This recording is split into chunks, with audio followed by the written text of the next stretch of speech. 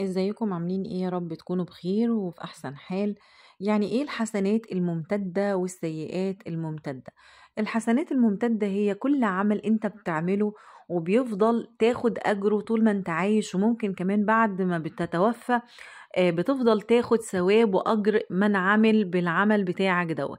يعني مثلا مثال ان انت كنت بتجيب كل شهر مصاحف وبتحطها في بعض الجوامع، فكل شخص هيدخل يقرأ في هذه المصاحف انت بتاخد ثواب واجر على هذه القراءة، بتفضل طبعا ثوابها ممتد الى يعني طول ما المصاحف موجودة وطول ما الناس بتدخل تقرأ فيها انت بتاخد الثواب والأجر. ساهمت مثلا في ان انت تجيب مصليات في جامع، فالناس اللي بتصلي على المصليات دي انت بتاخد الثواب والأجر. الناس اللي هي بتعمل حاجات سبيل اللي هي المية، بتعمل كولدير مية، كل ما حد بيمشي يشرب من المية دي أو من الكولدير اللي موجود في الشارع دوت انت بتاخد الثواب والأجر. انت مثلا معلم ودخلت علمت الأطفال في الحصة، قلت لهم أنا أول حاجة هعلمكم حاجة للآخرة، إن احنا مثلا كل ما بنقول سبحان الله وبحمده بيتزرع لنا نخلة في الجنة. فدي أول حاجة هنعملها، ناخد بقى 5 دقايق نقول سبحان الله وبحمده وبعد كده نبدأ في الدرس، أو نعمل الكلام ده في آخر الحصة. فالطلاب هيتعودوا على كده، ومش بس كده، ده هيعلموا كل الناس اللي بيشوفوهم. ممكن الابن يروح يعلم مامته ويعلم اخواته ويعلم صحابه ويقول لهم المدرس علمني كذا. فكل شخص بيعمل بهذا العمل انت بتاخد الثواب والأجر. وانا مش هنسى قصة ان كان عندي مدرسة وانا صغيرة جدا، اول ما دخلت الفصل قالت لنا انا هعلمكم حاجة، الدعاء دوت هيحفظكم. كان في شخص اسمه ابو الدرداء، الشخص دوت قالوا له تعالى الحق منزلك ولع. ولما جري قال لهم لا مش ممكن منزلي يولع، وكان واقف عنده هدوء وسكينة وحاسس ان هو مش هيحصل له حاجة. ولما جريهم راحوا لقوا المنزل بعد ما ولع طفي، يعني اتطفى تاني. فقالوا له ايه اللي حصل؟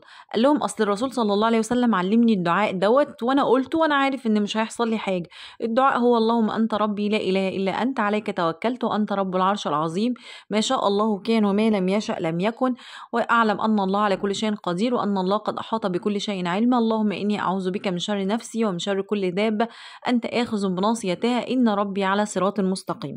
الدعاء ده انا حافظاه من وانا صغيره، ومش بس كده، ده انا بعلمه لكل حد بحبه، اقول له قول الدعاء ده هيحفظك. وبحكي له القصه اللي المدرسه علمتهاني. طبعا هي لحد الان انا مش عارفه اذا كانت لسه حيه ولا توفاها الله ولا ايه، بس هي بتاخد الاجر والثواب. كل حد بيتعلم الدعاء ده او بيقول الدعاء ده بسببها، او حد بيحفظ الدعاء ده بسببها، بتاخد اجر وثواب عليه. هي دي الحسنات الممتدة اللي بتفضل عايشة معاك. انت كمان كطبيب مثلا اول ما يدخل لك مريض او عيان، قول له علمه هل انت استعنت بالله على المرض اللي عندك؟ هل انت طلبت من الله انه يشفيك؟ طب ادعي ربنا الاول ان هو يشفيك، اطلب من ربنا الشفاء، ردد اسم يا شافي يا معافي. علم كل شخص يدخل عندك حاجة كويسة تاخد عليها أجر وحسنة.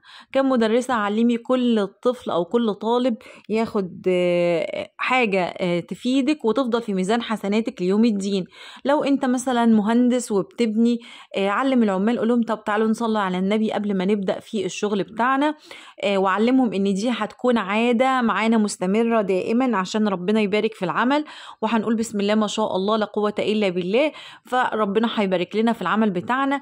كل شخص يحاول ان هو كأب كأم كمدرس كمعلم كأي شيء، علم كل اللي حواليك وعلمهم حاجة، واترك أثر، الأثر ده تفضل تاخد عليه حسنات.